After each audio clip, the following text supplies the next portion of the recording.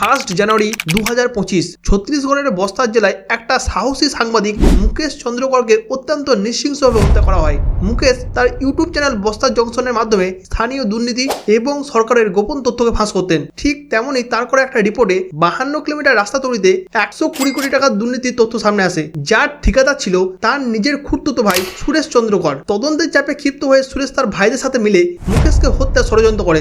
1 জানুয়ারি রাত্রে মুকেশকে একটি ফার্ম হাউসের মধ্যে ডেকে এনে লোহার রড দিয়ে পিটিয়ে হত্যা করা হয় এবং প্রমাণ লোপাটের জন্য মরদেহটাকে একটা সেপটিক ট্যাঙ্কের ভিতরে লুকিয়ে রাখা হয় এবং পরবর্তীকালে দুর্গন্ধ এবং সন্দেহ এড়াতে ট্যাঙ্কের উপরে সিমেন্টের নতুন আস্তরণ বা স্ল্যাব বসিয়ে দেওয়া হয়। কিন্তু 2 দিন ধরে মুকেশ বাড়ি না ফেরার জন্য মুকেশের বড় ভাই ইউকেশ গুগল লোকেশন ট্র্যাকের মাধ্যমে এই ফার্ম হাউসটাকে খুঁজে বের করে। আর তারপরেই 3 জানুয়ারি পুলিশ ওই নতুন সিমেন্টের স্ল্যাব ভেঙে মুকেশের ক্ষতবিক্ষত মরদেহ উদ্ধার করে। পোস্টমর্টমে তার শরীরের মধ্যে 15টি ফ্র্যাকচার পাওয়া যায়। এই ঘটনাটি সত্যের পথে লড়াই করা একজন সাংবাদিকের মর্মান্তিক আত্মত্যাগ এবং দুর্নীতির ভয়াবহ রূপকে তুলে ধরেছে।